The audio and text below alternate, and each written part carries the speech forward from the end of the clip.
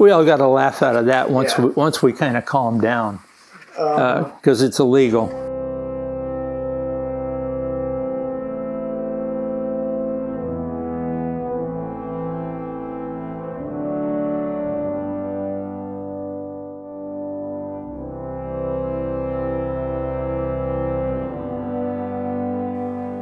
Welcome everyone to another episode of Veterans Around Campfires. Today we have with us Larry Pearcy. Larry, why don't we start by just kind of introducing yourself, telling us your rank, branch, when you were in, those kinds of things.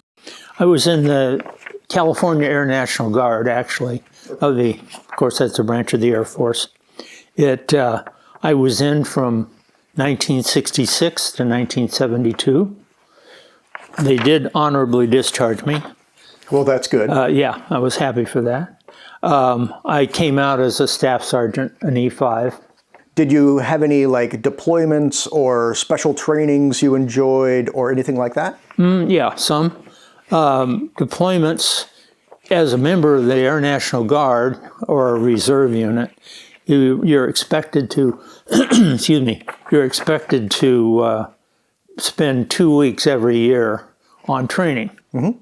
And your unit usually does that, not just you. Right. They did deploy to Elmendorf Air Force Base in Anchorage. A little colder than California. A little chillier, but really at that point it wasn't. When we got there, it was quite nice when we left that the Aurora Borealis was out. Oh, nice. Yeah, the night we left, or the morning we left. So that was interesting. We had F-102 fighters. Oh, cool. This was a long time ago. In the 60s, you can tell. The F-102s are gone. Mm-hmm. And they went up to train flying around Alaska and the Bering Sea. Nice. So we, of course, supported them up there. My unit, or my specialty, was AGE, or Aerospace Ground Equipment. Okay. And what that did, we maintained the equipment that maintained the aircraft on the ground. Gas turbine generators for starting, just all sorts of equipment. Okay. And we maintained it. Mechanics, in other words. Yeah.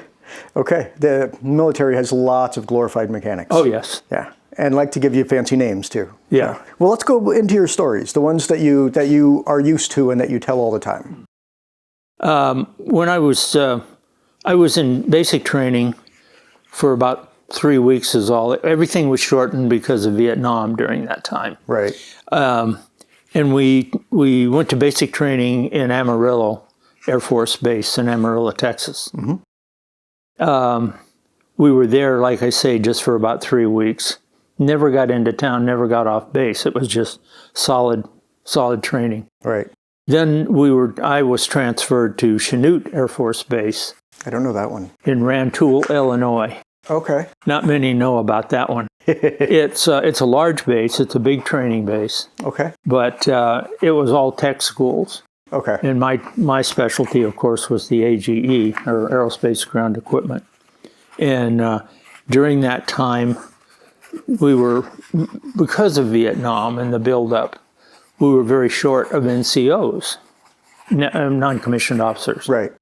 And so they recruited some students to train as what they called a rope, because we wore an agilette over our shoulders to distinguish us, which just made us a good target. Of course. And I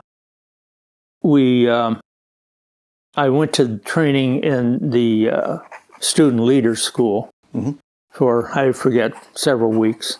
And then I was given a barracks, which is about 35 to 40 airmen, the equivalent of an Air Force flight.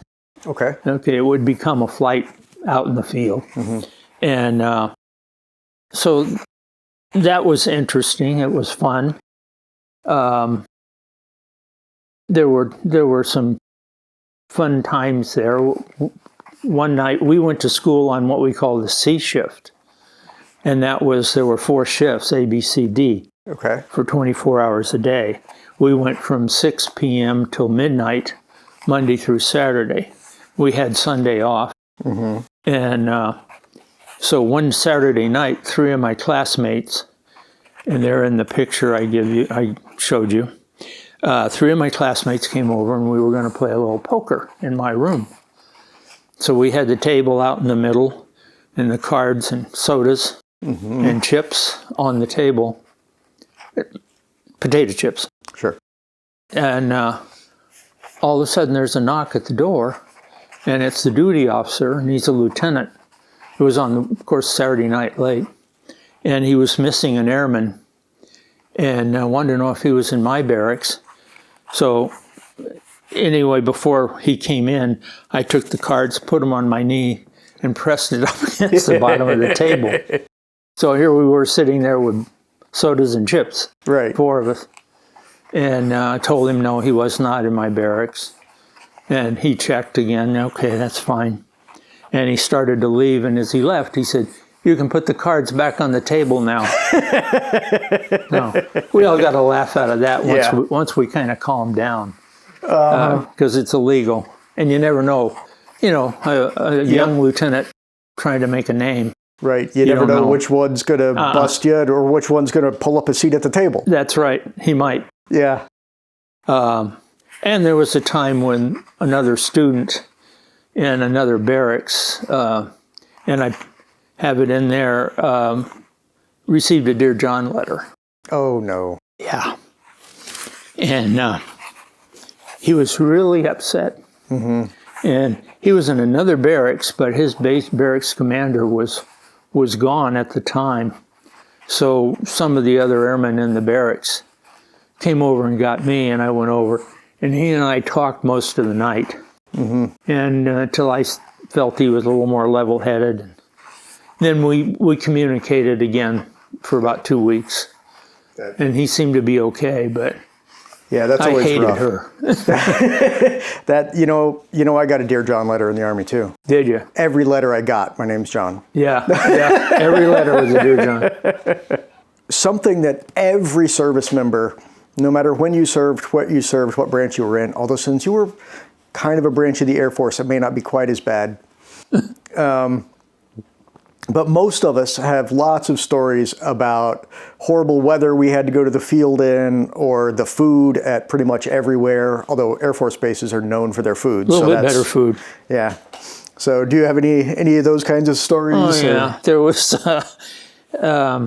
and you never knew about it until the last minute. Of course. There was a week of KP prior to starting school. Oh. And of course, I was Air National Guard, not regular Air Force, so kind of looked down upon by the NCOs and what have you.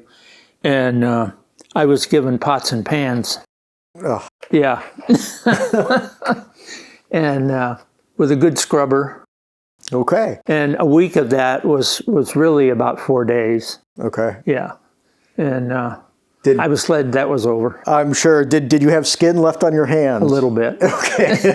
I was real clean, though. Yeah, I'm sure. You know, that's what I ended up making it through 4 years in the Army with only pulling 1/2 of 1 day of KP the entire time. Cool. I don't know how I pulled that off. Yeah. But I got lucky somehow.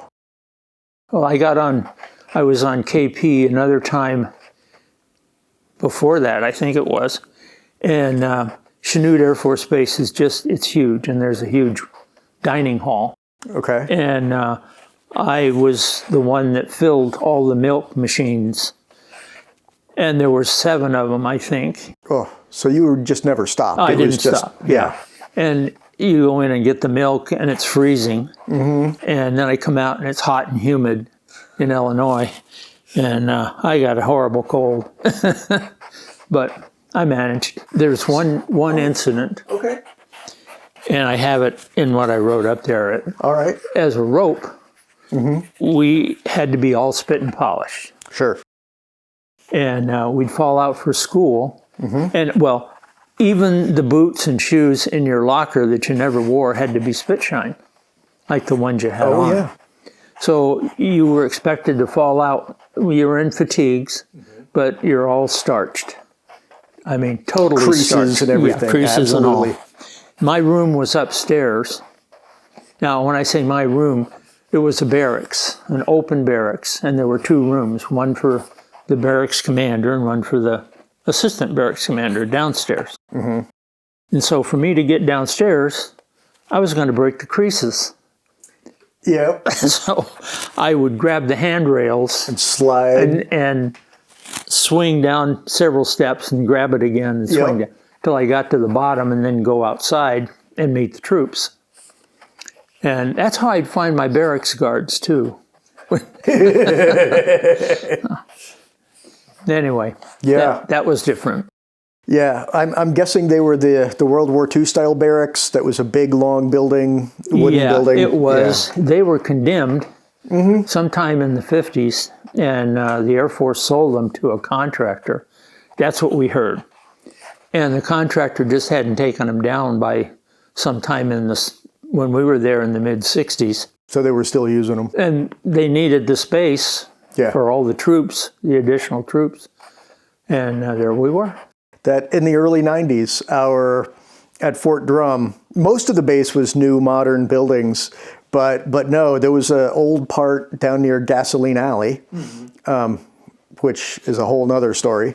But yeah, a whole bunch of the old World War II buildings and things like, the replacement battalion was there. So when you came to the fort, that's the first place you stayed for a few days until you made it to your unit. Yeah, so even in the early 90s, we were still in those condemned World War II barracks. Yeah, they were there. Well, thank you, Larry, for joining us. My pleasure. And to you in the audience, hopefully you enjoyed some of these stories. Feel free to like, subscribe, leave a comment below if you have comments, questions, anything like that. And we look forward to seeing you on the next video.